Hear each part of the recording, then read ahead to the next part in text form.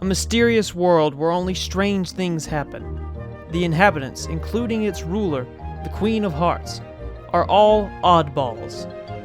And the common sense of a normal world doesn't apply here at all. This is the world tour of one of my favorite worlds from Kingdom Hearts 1, Wonderland.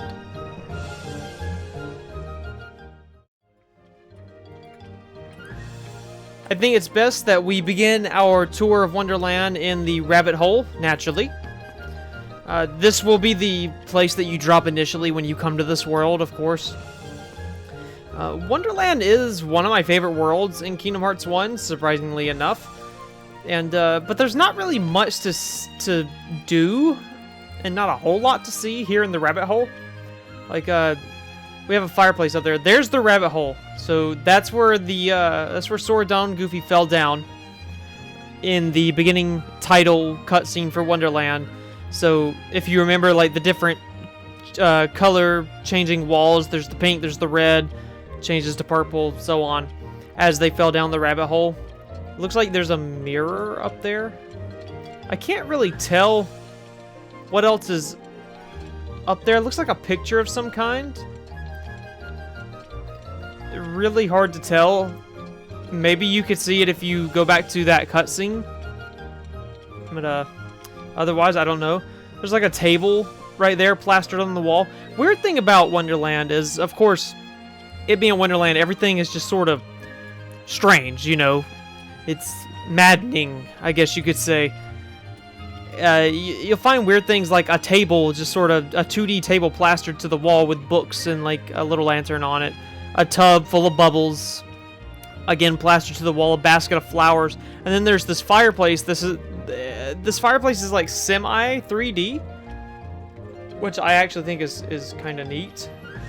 You can't get a good view of it right there, but yeah, it's like part of it is plastered to the wall in a 2D image, like everything else in here, but then the other part, it kind of sticks out a bit, so it's kind of 3D.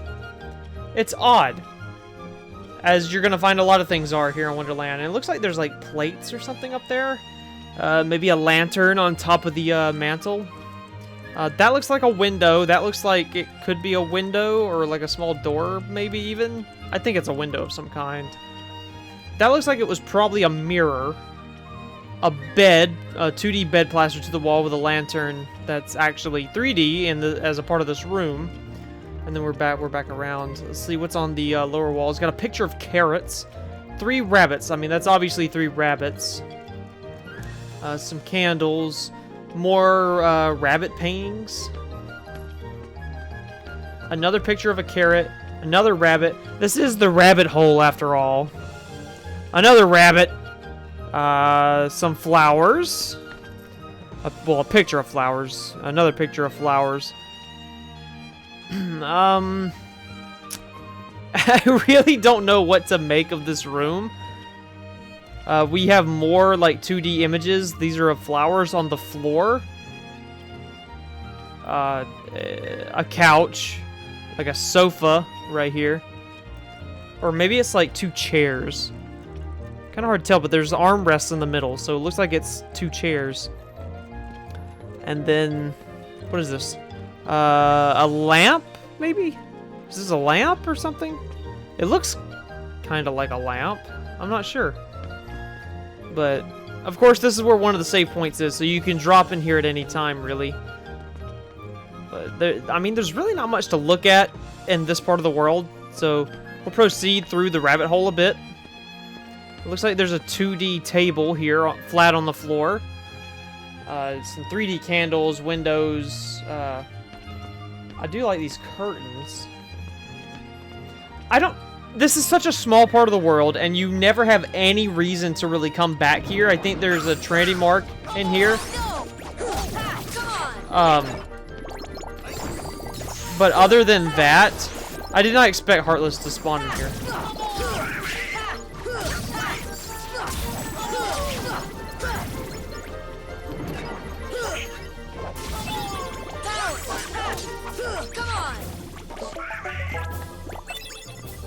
Well, look at that.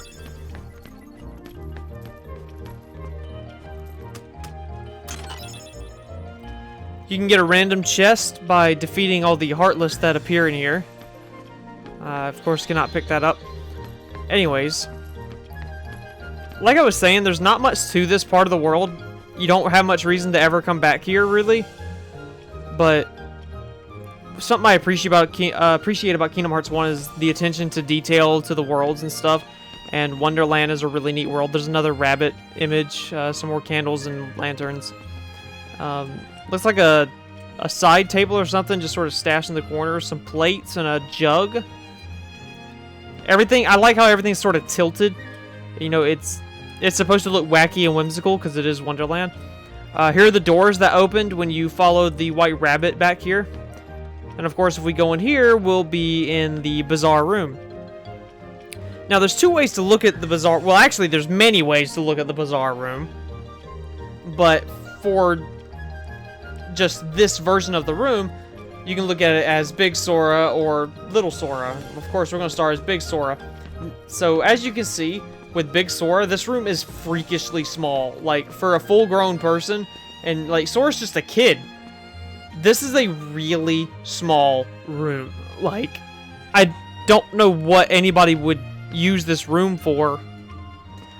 Like, even the bed that you push into the wall to go into the Queen's Castle is much too small. So it's like, even at full size, this room is too small. Let's see, we have more rabbit. Goofy, please. Goofy. We have more rabbit pictures, some more carrots. There's a window up there. I can't tell what that is. What is that, like a turnip or something? I don't know. It's some kind of vegetable. There's like a little cupboard here with some plates and cups in it. I do know that originally there will be a treasure chest on top of that you can get, I believe. Pretty sure. Yeah, there is. It's interesting because up here you see the flames. I know it's kind of hard to tell, but the flames are pointed downward because when you light those lanterns, this room is upside down. So that's it's interesting that the flames still point downward, but those are the lanterns you light later in this world to make the Trick Master appear when you come back into the bazaar room. So we got a painting here, night and day, with the moon and the sun having those faces. Got a teddy bear up there. That's neat. The wallpaper choices are odd. Like, this room does not, like, nothing in this room matches. What's up, Goofy? A flat clock, two very short chairs, a flat book, a not flat book. I don't know who's gonna read a flat book. A flat pot, one random flower, and of course this little furnace, I guess it is. I guess it's a furnace, a fireplace. Is this pot flat? It is. And as you can see, there's like different, like up there, down there, there's different places you can come into this room at. And of course, there's the doorknob, the talking doorknob, that tells Alice that she's too big. And the bottles that you can use to shrink and grow in this game. Speaking of, that is what we are about to do.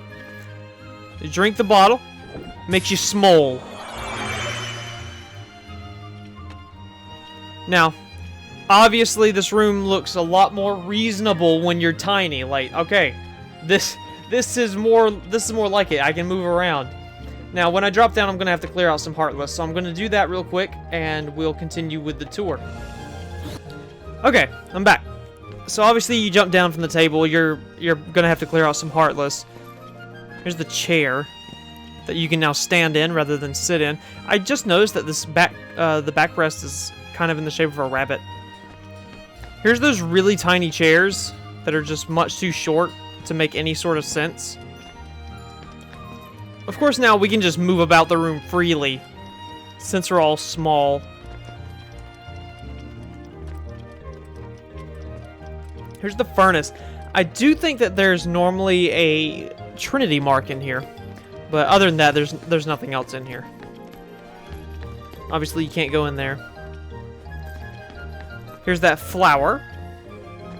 that you can get to up here. I think it starts flat and then you make it into 3D. I can't remember exactly how you do it, but it's pretty easy if I remember correctly. I mean, other than that, you of course can go up to the doorknob here. Man's sound asleep, and there's no waking him. I mean, he's not gonna wake up. That's just the cutscene you're gonna get every time that you bother him. But I mean, that's really all there is to see in this room as it is. I'm not sure what this wallpaper is what these designs on the wallpaper are supposed to be. I don't know if they're like a plant or carrots, maybe? Maybe they're carrots. Since we are in the rabbit hole. It's interesting because, you know, the developers, of course,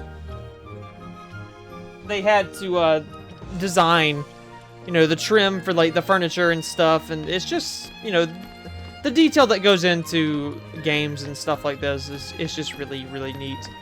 Of course, if we go through here, it'll take us to Queen's Castle. Now, this does look different than what you will get the first time you come here. Of course, the first time you come through here, a cutscene will play. There will be the stand, of course, in the center. There'll be a stand over here that you can access with little stairs, of course, where the White Rabbit will stand. And Alice will be on trial here. A little jury bench over here, of course. But afterwards, post-game, there's really not much in here at all. Of course, you got the white roses. You got the card soldiers everywhere, which of course you can talk to. They are NPCs you can speak to. Battling Darkness is left. No time for trials. Okay. Let's see what they all say. If the shadows return, we will fight them off. I must guard the cage even if it's empty. Okay, the queen has ordered it. Alright. The darkness is nothing to fear. Of course, if you talk to the White Rabbit, oh me, oh my, the shadows have made the queen quite furious. And if you talk to the queen, trial, I'm far too busy for that now. This is the cage that they kept Alice in. It's neat. It's got like a little, I think it's like the dodo birds or whatever. I don't know if they're dodo birds or like a flamingo or something. I don't remember what they used to play their little croquet game in the movie. Oh, here's a guy over here we can talk to. Perhaps those shadows carried Alice off. And again, they just seem to be mindless beings. Yeah. Yeah, you're right. Something I've always found interesting about Wonderland is how each room is literally a room. You can see corners, you can see the ceiling. You're not outside. You know, like nature sounds are playing and stuff. You can hear birds and stuff. You're walking on grass. You're supposed to be outside, but they're just rooms, which is odd because it's not like this in the movie, if I remember correctly. So this had to be a design choice. I don't see how it would have been, you know, on the limitations of the PS2 at the time, because obviously, you know, they made Kingdom Hearts 2, which did fine with more open worlds and backdrops, and even in this game itself, there's more open worlds and backdrops, or at least a few.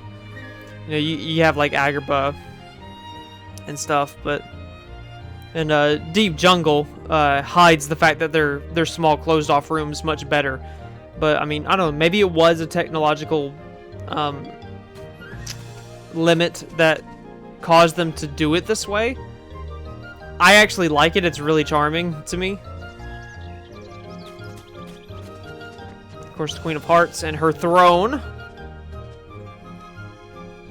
Castle. It's just interesting because, like, you can see the maze. Got some trees up there with the little heart arch. I've always liked that. And those that heart archway up there is like a doorway that you can find your way through. And there will of course be treasure chests and stuff that you will be able to find up here. Now, at first you're not gonna have high jump, so you're not gonna be able to just jump up here. But I'm at the end game at this point, so of course I can do whatever I want. Now, I would have liked to show the stand and everything, but It's not here. I'd have to come back here in the beginning of the game to really show that part off. Anyways, let's go into the forest, the Lotus Forest. And of course, there's going to be Heartless, so I'm going to go ahead and clear those out. Okay, so here we are. Lotus Forest. Now, there are some things that are different about now as opposed to when you'll first arrive here. Like, this stump will be up. It's where you'll see the Cheshire Cat. And these little lily pads will be down in the... I mean, I guess it's supposed to be water. Even though you can walk on it, which is odd. And there's these giant lily pads. They're just, like, elevated. I mean, I guess they're lily pads. I don't really know. I mean, it's what they look like, right? I don't know what they're actually supposed to be. Kind of look like cucumbers. But I don't know. You can come over here. Now, there will be a time where one of these flowers will spit out a boulder. And you turn into Big Sora, hurl the boulder in here, which will raise these pads. Give me a potion and I'll make you bigger. Fortunately, I have a potion. Give it to the flower.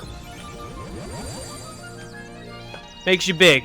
Now, you really cannot go much of anywhere in here as Big Sora. Like, this is it. You have this really tiny little area, but you'll hurl the boulder into the water, and then boom. To get small again, you simply take this fruit up here. And sometimes when you do this, more Heartless will show up.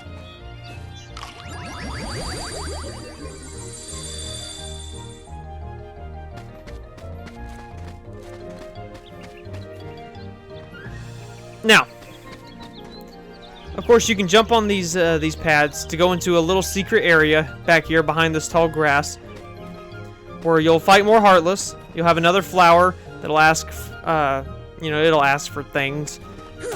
You can hit these flowers. They'll ask you to shock them, and we can go in here, which will take you back to the Queen's Castle up there on that elevated, on top of the archway or whatever, that elevated area I mentioned before. We're not going to go in there right now, though. Come on. Get up there, Sora. Neat thing about this area is, like, obviously there's this forest backdrop. But it's still a room. Like, you can see the room corners and the ceiling. And they're not real trees. They're just, like, images of trees. It's really odd. But it's really charming in its own way. You really do feel like you're in a room rather than a forest. You feel like you're in a room that's designed to look like a forest. Which is almost exactly what's going on here. There'll be a training mark back here. Another flower. You can jump these mushrooms. Get on top of these pads. And there's so many places to go in here. You can go over here. This will take you back into the bazaar room. I'll show you that shortly. But first, we're going to explore the rest of this room. This will take you into the bazaar room as well. We're going to drop down.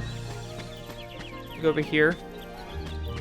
There's also this thing about when you're Big Sora, you can hit this guy, and it'll spin around. It doesn't really seem to serve any purpose. Now over here, it's really just mushrooms, leaves, grass, pads, and fake painted trees, I mean, there's really not much to see in this part of Wonderland.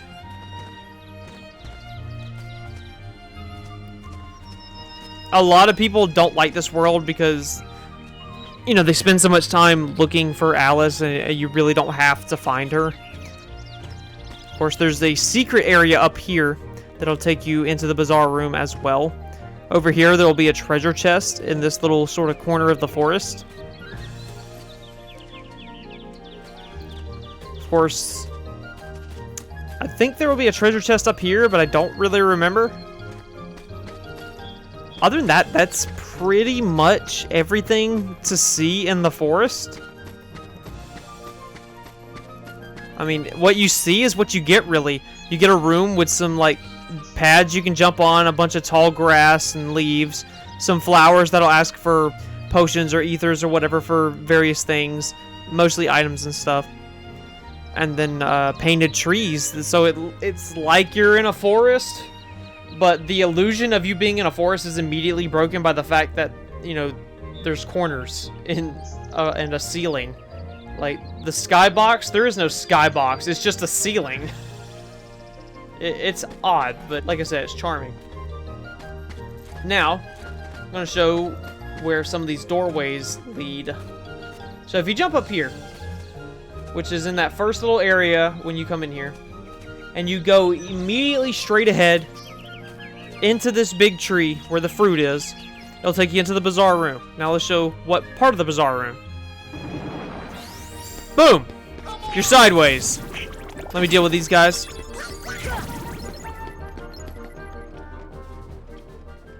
Well, that was quick. That's the first time I've actually noticed this. The pot became 3D. This feels odd. So, of course, we're in the bazaar room, but it's like sideways. Which, of course, looks weird, especially when you go into first-person view. Everything just seems like you kind of feel like Spider-Man. You're on the wall. It's weird to look at in first person, trust me. Like, I'm looking straight up, but it looks like I'm just looking at the room normally. Oof. It can make you dizzy. I had never actually made this pot 3D before, so if we were to go back into the bazaar room, this pot would now be 3D instead of like a 2D image on the wall.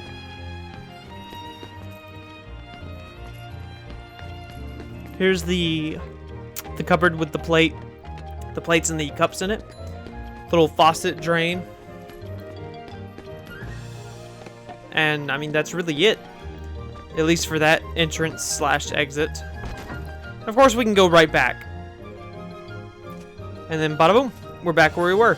Now, if you continue back over across these pads, it'll take you to another version of the bazaar room.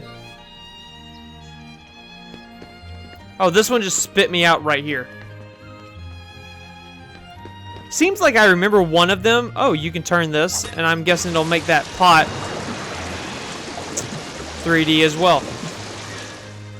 See, even I'm discovering things. These neat little things. Huh, and it makes an entranceway to Queen's Castle. I'm discovering things with you. I've never known that before. That's neat. These little details are why I really appreciate Kingdom Hearts 1 so much. The other games don't have these sort of things. These little details, these little ins and outs that you can discover years after you've played the game for the first time. I've played this game well into the double digits. And I've played it for years, since day one, and I've never known about this. So we'll jump into this, see where it spits us out at. Okay, so it spits us out right here. So that's interesting. You cannot go back the way you came in, though. That's really interesting. That's really cool. So I'll show you another entrance into the bazaar room. So if we go back to the pad that took us into the bazaar room where we turned on the faucet, we look straight across over there. We can glide over to this doorway. And this will take us into the Tea Party Garden. Now, if we go into the Tea Party Garden, it drops us out right here on top. And this is the Tea Party Garden. We will get back to this in a moment. I'm going to show you all the doorways to the Lotus Forest. This is a popular spawning area for white mushrooms, so just keep that in mind. If you're farming white mushrooms, Wonderland can be a good spot. Get up there, Sora. Come on.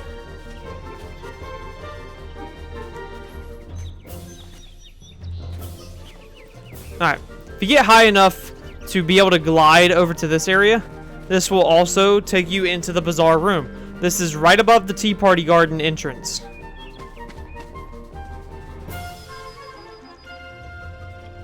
It'll spit you out on the bookshelf. You're once again in a sideways version of the bazaar room. Now I'm going to clear out these Heartless so we can quickly look at it. Okay, so with the Heartless cleared out, once again we're in a sideways version of the room. A chest can come out of this like lion mouth thing.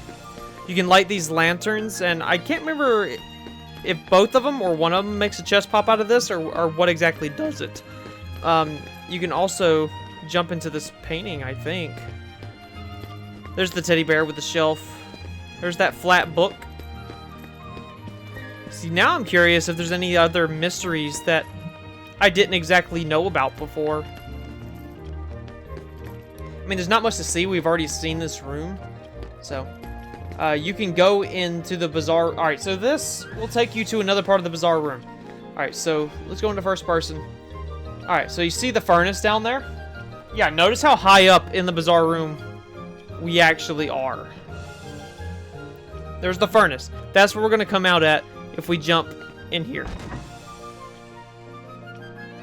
Boom, there we are. We came out of the furnace. That's where we were over there, the opposite wall. We're going to go back in. Now, if you jump into this painting, it'll take you back into Lotus Forest. Into a little secret area. I don't remember precisely, but this might be the area where the White Trinity is. It's hard to remember. Of course, you got 2 flowers. The room at the center of this world has a secret. So other than that, I mean, there's really nothing in here, so we're going to go back through.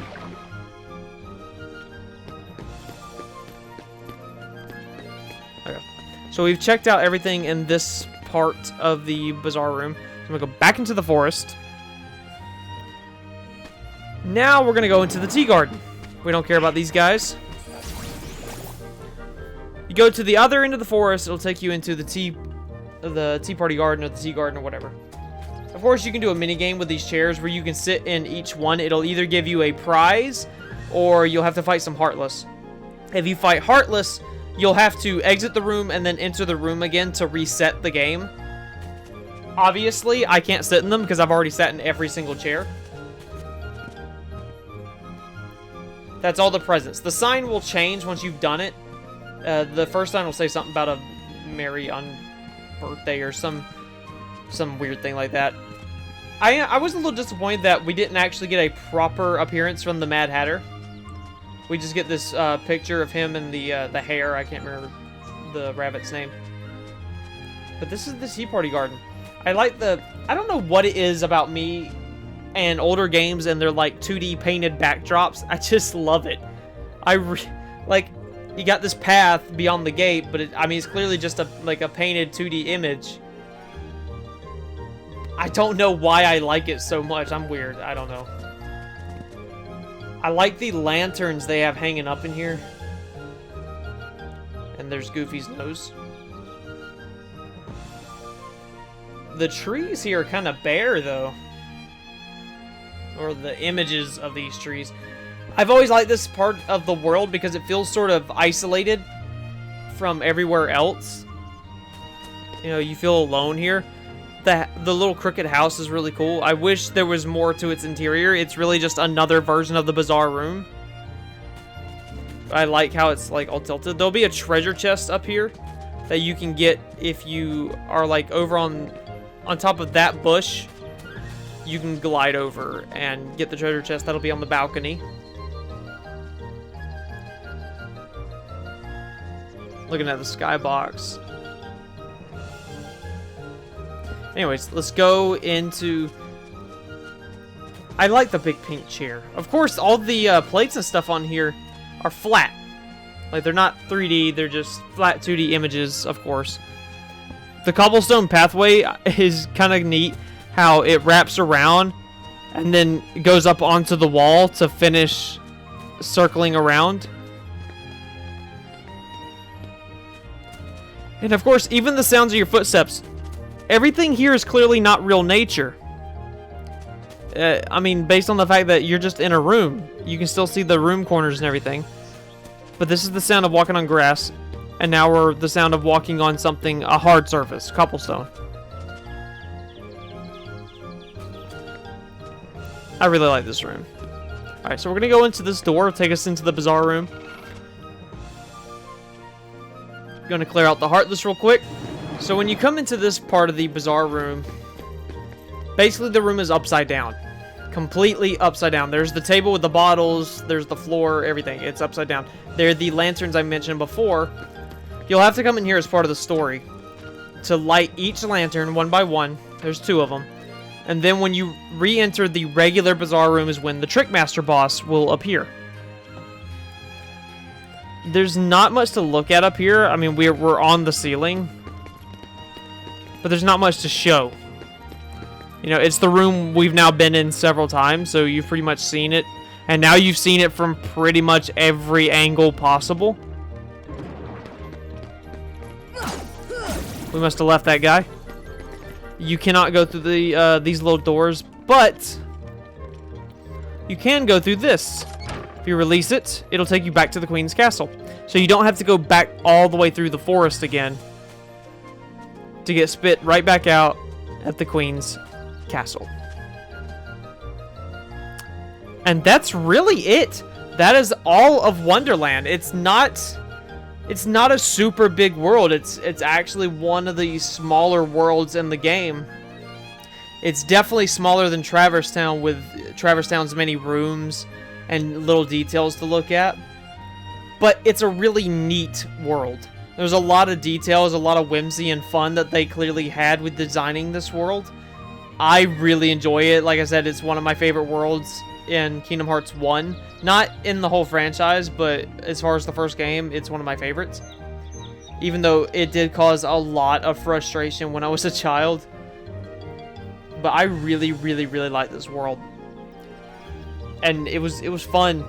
It was fun discovering things that I had never actually done or noticed before, like turning on the faucet and everything. That was really cool. But outside of that, there's nothing else to see. You've now seen all of Wonderland. If you enjoyed this video, please, please, please hit the like button. It helps me out tremendously. And subscribe for more Kingdom Hearts content. Comment if you like these world tours, because I need to know that you're watching, that you do enjoy them. So I'll keep making them. I enjoy making them. So as long as I enjoy making them, you enjoy watching them, more gonna come. I would like to do a world tour for every single world in the franchise. I think that'd be a lot of fun. It'd take a lot of time, but it would be a lot of fun. And of course, next would be the Olympus Coliseum and then Deep Jungle. And Deep Jungle being my favorite world in Kingdom Hearts 1, I would be super excited to do that. So please let me know if you enjoy these videos and smash the like button and subscribe. Also follow me on Twitch. I do Kingdom Hearts gameplay, but I also play a lot of other single-player games as well as multiplayer games from time to time, like on Multiplayer Mondays and such. And let me know what other kinds of Kingdom Hearts content similar to this that you might like to see. It doesn't even have to have me commentating over it. I mean, everything down to examinations of the journal, reading of the Ansem reports, secret reports and stuff. Anything.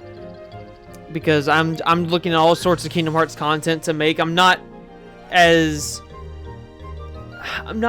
fluent in the technicalities of these games like other people who know these games on a technical level and can give guides about combat and stuff.